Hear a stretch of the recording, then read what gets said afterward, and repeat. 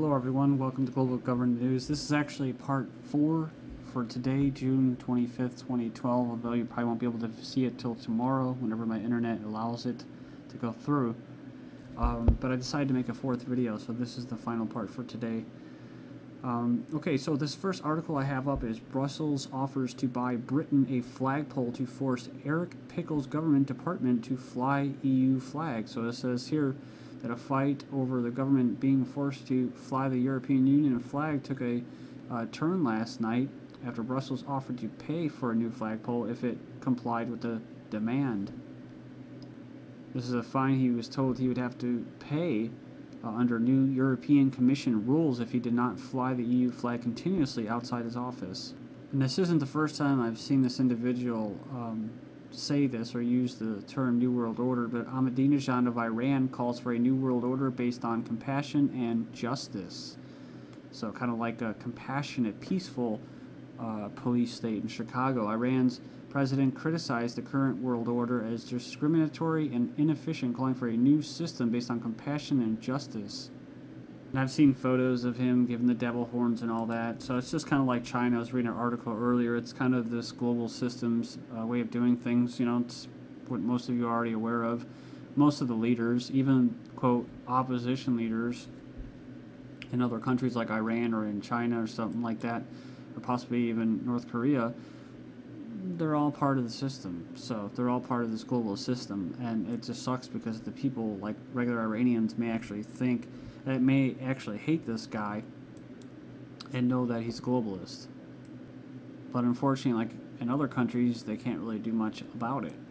So it says here, military spokesman, anti-air defense intercepted a target that violated Syrian airspace over territorial waters and shot it down west of, what is this, Latakia? So military spokesman issued the following statement on 6/22.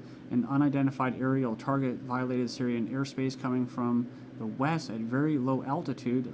I guess it's what, like trying to go through radar and stuff like that, and at high speeds over the territorial waters, so that the Syrian anti-air defenses counteracted with anti-aircraft and artillery, hitting it directly as it was, what, a kilometer away from the land, causing it to crash into Syrian territorial waters. So the spokesman said that it was dealt with according to the laws observed in such cases, and that both the Turkish governments and Syrian governments were both looking for the pilots. Turkey admits downed plane had strayed into Syrian airspace on Saturday, and it comes here and it says that they pulled back from a possible confrontation over Syria's downing of a Turkish fighter jet. It says here they strayed across their common border in Syrian airspace. So this kind of waters it down, saying their common border. Well, borders are borders. You know, you could be for them, you could be not for them, but I mean, there's nothing common about it. People have wars over them, so it's not that common. But also, it kind of just waters it down. You know, they got caught, right? They got caught flying in their airspace. They got shot down. They were trying to provoke something, and it didn't happen. So, but it is interesting. This statement right here, it says that it was not clear on how Turkey would retaliate. It says here, it was not possible to cover over a thing like this, and added, whatever is necessary will be done. So, and they mean that too, because I think they're actually going to be cutting off their electricity. So, and remember before I was talking about some of the instances that they could do, like they could kill Assad, assassinate him, they can push him up into the hills, northwest in Syria, and just have it fighting it out there near the border. Also, they can cut off their water supply. It was Turkey again. So it says here, were the Turkish phantoms teasing Syrian air defenses for NATO's collect. So Turkey said the planes were on a training mission, but more likely they were on a reconnaissance mission, peeking along the Syrian Mediterranean coastline, where Syria is known to maintain a strong anti-aircraft coastal defense and radar coverage. So based on the flight profile, if the Syrian description is correct, the Turks could have performed a teasing game in an attempt to stimulate the Syrian air defense to activate their fire control radars, therefore giving away critical data that could be used to optimize electronic countermeasures if NATO decides to involve in this situation and force a no-fly zone over Syria. It says here, similar to what the alliance did in Libya in 2011. Apparently the Syrians weren't tempted and challenged the intruder with anti-aircraft fire rather than surface-to-air missiles. There's Syria warning NATO of conspiring against Damascus. Syria has warned NATO against conspiring with Turkey against Damascus in their upcoming meeting on the shooting down of Syria-Turkish jet fighter. It says here the Turkish warplane violated Syrian airspace, and in turn they fired back, and the plane crashed inside the territorial waters. In the other article, they said that the gunfire was probably just shot him down by mistake instead of actually trying to hit him. So it was just luck, adding that Syria is committed to good neighborly relations with Turkey and that the side which has damaged bilateral relations between the two countries is not Damascus. So it goes on and says, if the goal of the meeting on Tuesday is to calm the situation, promote stability, we wish it success. But if the goal of the meeting is aggression, we say that Syrian airspace, territory, and waters are sacred to the Syrian army, just as Turkish airspace, territory, and waters are sacred to the Turkish army. Next up, we have Gulf of Tonkin Redux. So you can go on and check it out. He gives a little case for it. Just type in a search Gulf of Tonkin Redux, and this is Stephen Ledman's blog. You know, it's probably both. They're probably testing the waters and stuff like that, their defense capabilities, but it could have been a false flag as well. And then move on here. Media learned about the secret plan to rescue Assad in Moscow. It says Russia has launched a secret plan to rescue the Syrian president, Assad. And this is coming from the Sunday Times, June 24th. So, as told by an unnamed Russian diplomat publication close to the negotiations between Moscow and Damascus, Assad offered to hold early elections as controlled by the rebels was at least a third of Syria, and the Russian leadership feared that staying in power, the incumbent will be increasingly difficult. So this is interesting. It says, in this election, in the foreseeable future, we will be seen as a step towards the opposition. So, and it goes on and says, in the holding of elections, a long, tedious process, the diplomat said. He's not sure if Assad will take advantage of the proposed council. Maybe he will listen, but we believe that it will fight to the last drop of blood. And, you know, again, not sure if this is 100% accurate here. It's coming from the same source, the Times of Israel, I believe.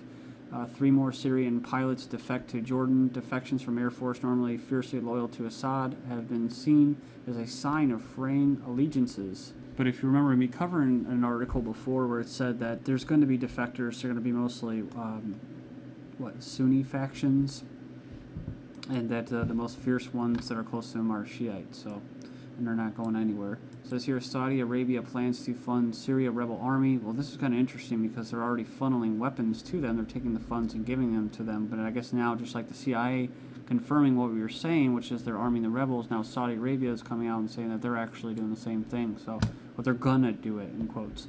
U.S. congratulates the new Egyptian president or leader, but denies supporting him. It goes on here, and it says that the longtime U.S. ally Mubarak then endorsed the military junta, then replaced him on an interim basis before eventually slamming them for arresting U.S. NGO workers trying to swing the parliamentary election for pro-U.S. parties. But now U.S. officials are in the position of offering official congratulations to the president-elect Mohamed Morsi, while making sure every statement includes demands for him to accept the Egypt-Israel treaty exactly as written with no charges. Despite Dr. Morsi's U.S. background, receiving his Ph.D. from the USC and teaching at California State Northridge for years before returning to Egypt, he is far from the preferred candidate of the United States. In recent history, the U.S. has shown a strong preference for military leaders who can be bought off with hefty pledges of aid over elected officials whose agendas may differ from theirs. Takbir! Takbir! Takbir! تكبير تكبير تكون عاصمتنا ليست القاهرة ولا مكة ولا المدينة وإنما القدس إن شاء الله وسيكون هتافنا على القدس رايحين شهداء بالملايين على القدس رايحين شهداء بالملايين على القدس رايحين شهداء بالملايين على القدس رايحين شهداء بالملايين على القدس رايحين شهداء بالملايين. Morsi victory in Egypt presidential election worries Israel. The victory of the Muslim Brotherhood candidate in Egypt has caused concern in Israel, with media and officials warning of a difficult and vague future for Tel Aviv. The Israeli media have described Morsi's victory as a dangerous development for Tel Aviv, Former Israeli defense minister told public radio on Monday that Egypt would now be led by a man who has never hidden his hostility towards Israel. And he goes on here, he says, we must seek dialogue with the Islamists and at the same time be prepared for war. But I caught a blurb earlier about this individual working for NASA, and then, in order to be a part of NASA, you have to be a citizen and stuff like that. So, with that, and then Muslim Brotherhood being kind of a Western proxy, who knows? To me, it just seems like anything that happens because it's been authorized to happen, right? So, this could just help build up the framework for, the Israeli expansion. In other words, create the template, the environment, and the opposition. So we're out of chaos. U.S. and Israel to hold largest ever joint military exercise. So that's right. Remember, Israel is worried of this Egyptian election. So what? U.S. and Israel to hold largest ever joint military exercise. There's been troops over there, I think a couple thousand, 3,000, at least for a couple months. Reportedly, it says here, focusing on stopping ballistic missiles and featuring thousands of soldiers, the October drill will simulate simultaneous rocket fire from Syria and Iran. And, this could be an October surprise, right, before the election. So there was actually a big meeting going on in Russia with all the world powers that nobody really heard of. But we came across this article, and I'm only including it because of this. It's just kind of builds this argument that there really is no separation or anything. Putin arrives in Israel to discuss West standoff with Iran. And it was just kind of weird because Putin was just saying all this stuff. Putin calls Holocaust the darkest, most shameful chapter in human history, saying that you can't rewrite history and stuff like that. But maybe it was just lip service. Then moving to Asia, U.S. reconstructs former military bases across the Asia-Pacific. Bases left in World War II or after the Vietnam War era are now being refurbished and put to use in a broader anti-China surge in the region. So the Obama regime is continuing a strategic pivot to the Asia-Pacific region and now trying to cultivate renewed relationships with countries in a bid to further expand the amount of U.S. military bases throughout the region. So you have Australia right here.